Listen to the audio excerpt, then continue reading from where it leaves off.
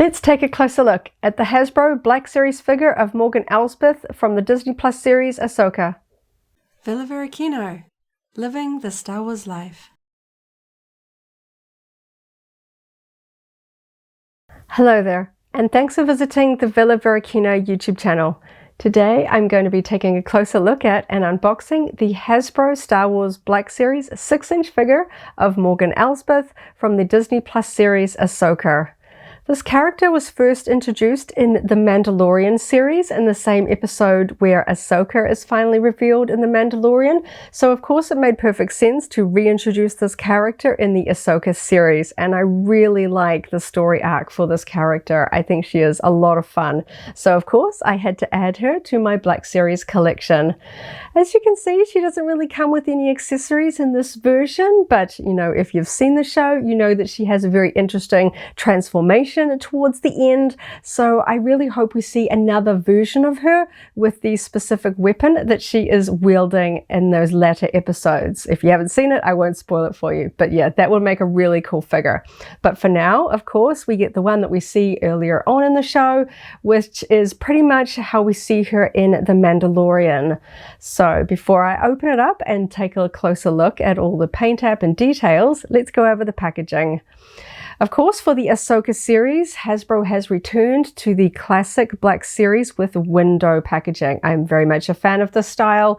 We have a bit of an odd mix of some of the windowed and windowless boxes. I'm not really a fan of that flat cardboard across the front. Very happy to see that the windows are back for the Ahsoka series.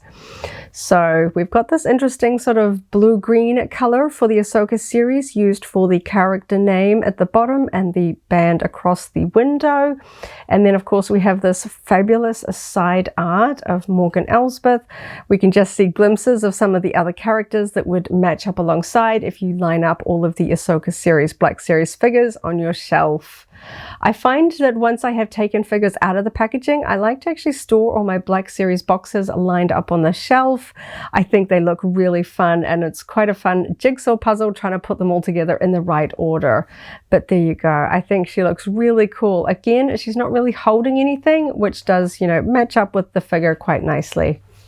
On the back, we have another sort of reprint of that art, just from sort of the hips up, and we have a little bit of a bio. Now, most figures in the Black Series line have a bio about the character specifically, but for some of the series we've seen recently, in particular the Ahsoka series, it's basically just a little bit of a blurb for the series itself rather than the character. So it says here, set after the fall of the Empire, Ahsoka follows former Jedi Knight Ahsoka Tano as she investigates an emerging threat to a vulnerable galaxy, and it just repeats in different languages. Morgan Elsbeth is number 04 from the Ahsoka Black Series line, and then we just get a lot of the different language text there, and again more copyright and text there on the bottom. We have just that little bit of a window at the side and a little bit of a window at the top. So pretty classic Black Series packaging. I really like the color that they have used for this one. Fun art. There we go. Now it's time to open it up. So now I have the Morgan Elsbeth figure out of the packaging so we can take a closer look at the details. Now the first thing that really caught my attention while I was unboxing her is there was a piece of clear plastic, which you can kind of see rattling around in there, that was sort of inserted up under her skirt. Now I thought her skirt was going to be kind of solid, but it is actually in 4 parts. There is like a front panel and a back panel and some side panels. So that's interesting. I thought she might be like some of the other female characters that have a very solid skirt, which means you don't really have any options for bending their legs or anything like that. But yes, so we can actually fully see the legs underneath the skirt, which I thought was really quite cool. That was a bit of a surprise. I couldn't really see that through the clear plastic. So that was one of the things that jumped out at me. So personally for me, there were a couple of versions of this on the store shelf, and I noticed that some of the glue around the hair and some of the paint applications were not my favorite. So this is the one that I chose.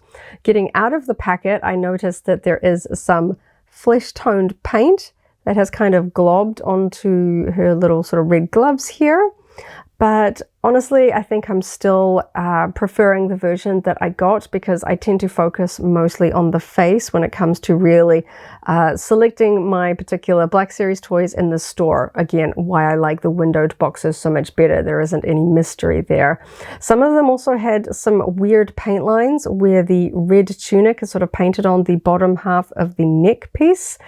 This was the tidiest one I could find. So yeah, so a little bit of a bad luck there with the paint, but because it's on over the red, I might try having a go at kind of scratching that gently off. Sometimes it works, sometimes it's on there really steadfastly, so we'll see.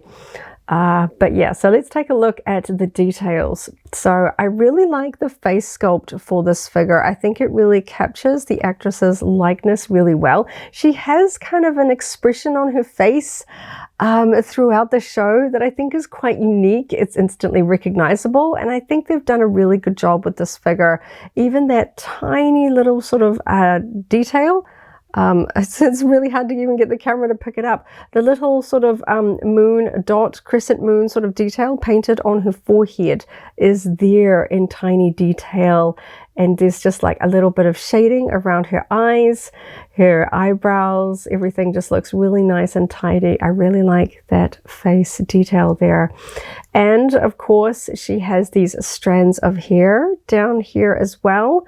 So I feel like the hair is a separate piece glued on to the head. Certainly with my experience with some of the other ones in the store, it looked like they would have been maybe glued on, a little bit rushed. This one looks really nice and tidy. Because it is so close to the face, it overlaps. I think that that's really important detail to look out for. And we've got some really interesting paint gradient here in the hair as well.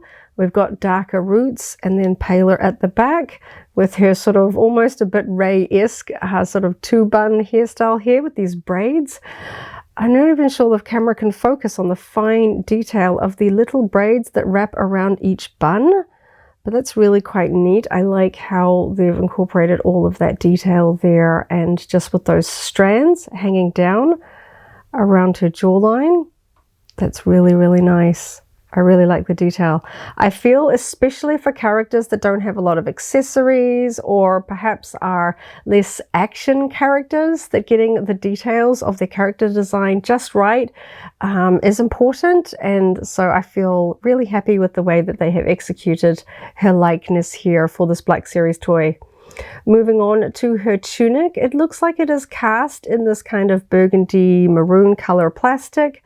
So there's not really that much in the way of paint, but there is some really good detail, particularly because hers is a fabric costume. We've got lots of kind of stitch lines, lots of detail. There's all sorts of like little lines running over her shoulder pieces and going into the back there. I really like that. But we do have a little bit of sort of red striping paint application on the front, just to give it a little bit more of an accent. Doesn't exactly line up with the mold lines of the actual plastic underneath, but I think it gives the effect nonetheless. It's hard to tell if that was kind of a little bit more freehand or whether it's just like a set application there, but either way, it looks good. It adds just a little bit more detail there. The arms are also made out of the same plastic, and we've kind of got like these bandage wrapping detail running down the arms. We get a couple of bands of a slightly different, brighter red here, leading on to her little sort of gauntlet gloves here over the back of her hand. And of course, natural skin color here to match her face, which has obviously, unfortunately, been a little bit blodged on that hand. A little bit better over on this hand, but we can still see those little bands of color leading up over the arm there to match that little gauntlet piece over the back of the hand. We have a brown belt component that is painted on over the top, and we've got this tiny little detailed gold buckle here, which is really nice. The detail is really fine. It's really quite tidy on my figure here as well. It doesn't bleed over the edge of the sculpting. That's really nice. Such a good little detail. Hopefully the light is picking up that gold as nicely as it does in person. Now moving on, this is all pretty much one color from the waist down. It's kind of a brown. Some lights it kind of almost looks like a gray, but I think in my eyes it's more of a brown here.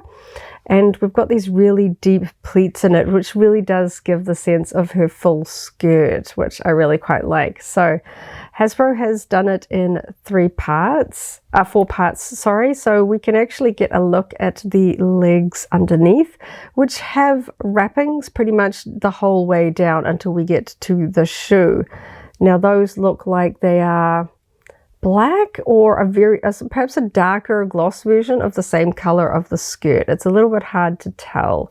Sometimes you can only tell black when you put it up against true black, but they looks pretty black to my eyes. A little bit different to the skirt, I think, if I try and sort of get them lined up, but you can see the detail there. So I'm really keen to test out the articulation there. So I'm just going to move one of her legs out so we can take a look at the boots. We've just got a little bit of a shoe sculpt there right at the bottom. So unlike some female characters, she has wedge boots, so she doesn't have like a high heel. So I found that she actually stands fairly sturdily once you get the right sort of balance. Because she has flat boots, she stands up really nicely, which is good. Some female characters have those really tiny little heels and they tend to wobble a little bit. No worries there. So let's take a look at the articulation. So her neck peg does move, but I don't really want to do that too much for posing because it shifts where this painted sort of V-neck collar is on her neck. So I feel like that's going to be better to leave that facing forward and using her head to get any kind of movement there. And that feels nice and fluid. Not loose or anything, but I feel like I can get some good movement there. Her tunic is kind of over her join, but it doesn't really stop from going all the way out. It clicks into place nicely. We can see a little bit of the articulation there. I'm expecting pretty classic joins and articulation here for her arms because she doesn't really have anything too bulky to get in the way of any of that movement. And a female character tends to have slightly slender arms when compared to some of the armored characters. And we've got some good movement here with the hands as expected. That's really nice. So it's a shame she doesn't have anything particular to hold because she does have hands that are sculpted in a grip. So yeah, I mean, if you were sort of trying to recreate perhaps the Mandalorian episode, you know, I guess you could sort of fasten a Mandalorian Beskar spear for her to wield or something like that. But as she does not wield it in the Ahsoka, it does make sense that it is missing from this figure set. But yes, that would be cool for her to be able to wield. So same kind of movement here on this other arm. Nice, we can get some fun arm movement, pretty standard. Again, I'm not sure what kind of posing I would do with her arms because she doesn't really have anything to hold. That's one of the, the unfortunate things. We've got some torso sort of articulation here, just above that belt, which is interesting. It wasn't immediately obvious. I thought maybe it was just kind of just a little bit of a thing put over it, but yes, that is a full articulation point there. That's nice. And then lifting her skirt up, this was always a little bit weird. We can see she's got sort of the classic hip joints. We can go out to the side, though the join on the plastic skirt here is going to limit just how high she can kick to the side, but we can go to the front and back fairly easily there as well. We have an upper thigh join here, so you can twist it to get a little bit of rotation there. I like the sculpting they have done for the knee joint, where the fabric kind of flows down the front over the knee.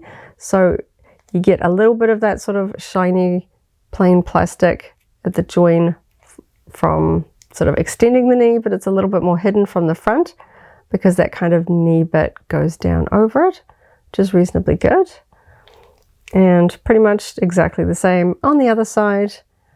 And I like where it obviously depends on the character, but when it's all sort of like ribbons of fabric like that, you can actually play around with the positioning and it doesn't kind of mess up the alignment. Some characters, you go to pose them and then the sort of the sculpting of whatever their costume is suddenly looks very, very twisted and it just doesn't look right. So you could probably do some fun poses with this if you want to. So taking a look at her ankle, we've got, you know, some fun rotation there because of the joint in there, and not too much front and back. But I think because of her skirt, you kind of are going to pose her in a fairly standing pose, I think. I don't think the plastic is really going to allow for posing her in too many sort of high kick action poses. But yeah, if I can just get her to stand up. It's a little bit of a balance when you've got those big skirt pieces of plastic. It really does control which way they want to stand and balance. But yeah, overall, not too many, you know, exciting details, but it is very true to her character design and her costume. And I do like the details that are here, and especially the face, though, as I mentioned earlier, it can be a little bit hit and miss. So if you're able to compare a few figures in the store before purchasing, I would definitely recommend that in terms of how neat and tidy that hairpiece has been attached and glued. And some of the paint apps, particularly that one around the neck, was the one that bothered me the most in the store. Some of it kind of looked like it was just up too far and was clearly like paint and didn't look like just a high neck collar there on her outfit. And I'm going to see what I can do about that paint, but honestly it doesn't bother me as much as the face. I really like the face. I think it's a really good likeness. So overall, a fantastic addition to my Ahsoka series, Black Series collection. I really hope we see a second version of Morgan Elsbeth later on with her transformed outfit. I think that would be really cool, especially the weapon that she wields. I need that one for my collection. Thank you so much for watching my Morgan Elsbeth Black Series unboxing and mini review. Do check out our other videos for more Star Wars unboxings and adventures. Catch you in the next video, and as always, may the Force be with you. If you enjoyed this video, go ahead and give it a like. Check out our other videos and subscribe for alerts about new uploads.